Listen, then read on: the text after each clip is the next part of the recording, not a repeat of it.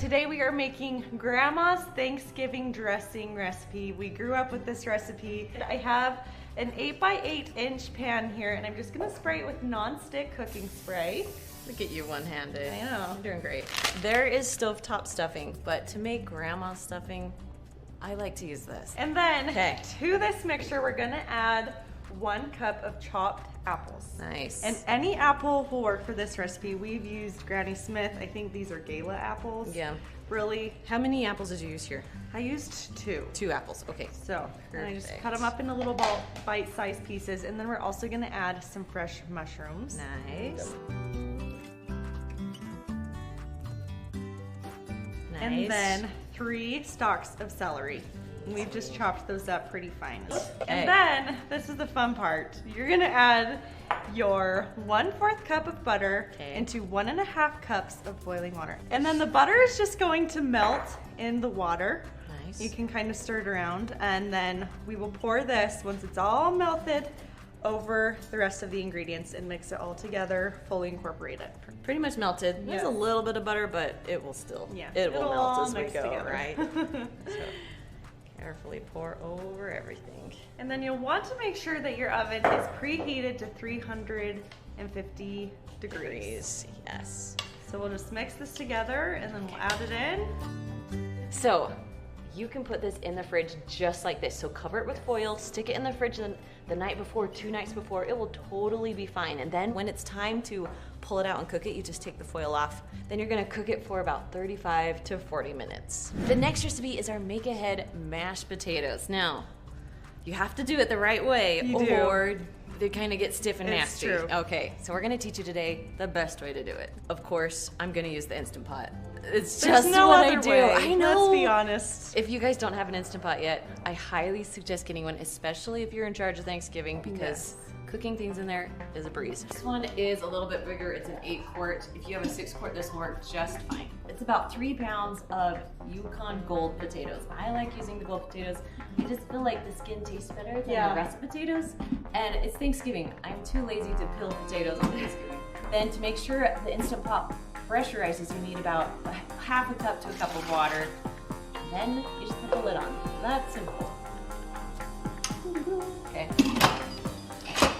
Now if you have a little knob right here, make sure that it's on sealing, not venting. Some of them automatically do it now, which is so nice.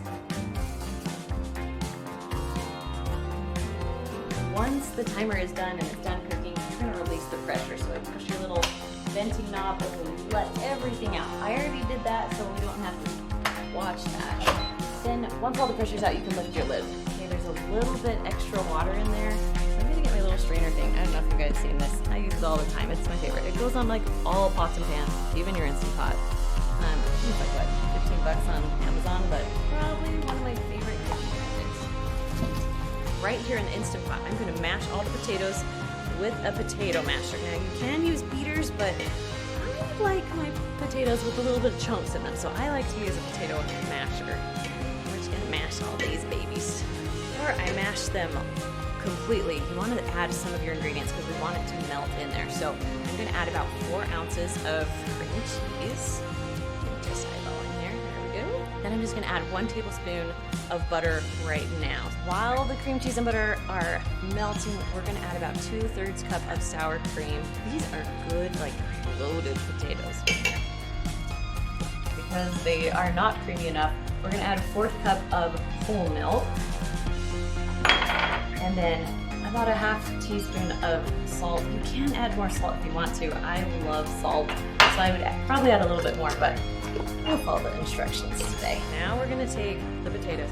Look how creamy those are. We're gonna put them in the bottom of a 9x13 pan. Now, if you hate dishes like I do on Thanksgiving, use the aluminum foil pans. Like those things are perfect because when you're done, you can just throw them away. Unless you're really fancy. My grandma was so fancy that, I mean, everything was like China for Thanksgiving. So we have 2 more tablespoons of butter that I'm going to melt real quick, and we're going to put that right on top. Butter's all melted, and we're just going to brush it on. Now we want them all ready to go, so to make our lives a little easier, so I have a little paprika that I like to just sprinkle right on top. It just makes it taste so good. This is what my mom used to do. And it makes it a little more fancier. And then if you like parsley, we do a little bit of parsley on top too. So what you're gonna do is stick these, you're gonna cover them, stick them in the refrigerator for up to 24 hours. You don't wanna go longer than 24 because they may become a little bit pasty. But 24 hours is like your golden time.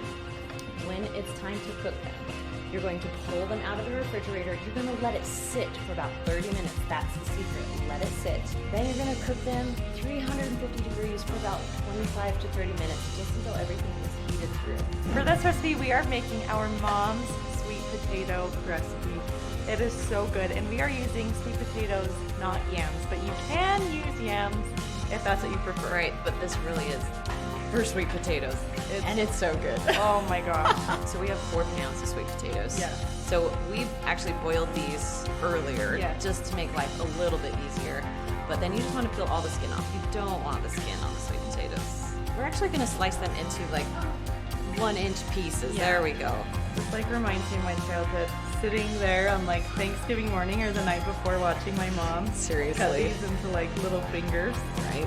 Now our favorite place was the kitchen counter. Now we have like a 9x13 pan. We have our nonstick cooking spray. And then Add in our taters. yes, so we're gonna just add, I think it's half of them, right? So layer, a full layer down. Sweet potatoes are on the bottom. Now we're gonna take, there's 3 tablespoons of butter here. We're just gonna take half of it and then cut up the other half. Spread them out the best that you can on top of the sweet potatoes. Then we have a half cup of Caro syrup. So we're just gonna do half of it on top of these and just like a nice drizzle. Then we have a half cup of brown sugar. Ooh, that feels like more than half a cup. That's okay. We're gonna do like, May have snuck in a little right? more. So the real half cup on one layer, and then we'll do a half cup on another. That sounds You delicious. can't go wrong with this. You can't. really can't. The more butter, the more sugar, the better. I agree. Sweet potatoes are done. Now, this is how you do the make ahead. You're going to just cover this with foil right now, stick it in your fridge. Don't cook it yet, because if you cook it, it's gonna be too soggy. So we're gonna pretend we put it in the fridge, pull it back out. I'm actually gonna cook this because I want to show you the finish because it's so good. And I might want to taste it too. We're gonna cook this at 350 degrees for about 30 minutes. For the best part of the whole recipe, we have, oh yeah, what do we have next? Some mini mallows, huh? So we're just gonna sprinkle these on top. I think Mom always used pretty much the whole bag. Because they kind of like almost disintegrate. Yeah. When you cook them, like they puff up and then they Shrink down a little. So you need a lot of You them. need a lot. So we will put this back in the oven for about 4 to 5 minutes. Let the marshmallows become golden beauties, and then we're gonna taste test. Last recipe is our classic green bean casserole. First, we're gonna have 2 cans of cut green beans. And I know it's cut, but I actually love the cut green beans in the casserole. You wanna pour that one in? Yes. And then we're gonna add in a 1/4 cup of milk. Okay. And then cream of mushroom. So good, so creamy. It is. For this casserole, I swear, like, you just need the cream of You do. mushroom. You really do. And then this recipe calls for 1 1/3 cups of these crunchy fried onions. They are so good. Honestly, this makes the casserole for me. I just eat these. So I'm just gonna add. Pass the container. I feel good about that. That's the nice thing about this recipe. Like, eyeballing is okay. Yeah. Add some pepper. All right, we're gonna dump this in Okay. here. I believe, did it call for like a 9x9 pan? But Yes. we're gonna use the 9x13 just to make our life a little easier. So if you are making this recipe ahead of time, cover this with foil, put it in your fridge until you're ready to bake. So you're first going to cook this at 350 degrees for about 30 minutes. And then you're gonna take it out of the oven, Nice. sprinkle on more of this goodness, the fried onions. Then you're gonna put it back in the oven, same temperature, 350, for about 5 to 7 more minutes just to crisp it up. Green beans, done. So good. Get those onions in there. Mmm. You don't even need the turkey at this point. Exactly. I'm just there for the side. Yeah. Out of all these, which one is your favorite? What would you pick? Based on the amount missing and how much I've eaten, sweet potatoes. What about you? I am the same. Mine is by far sweet potatoes is the winner.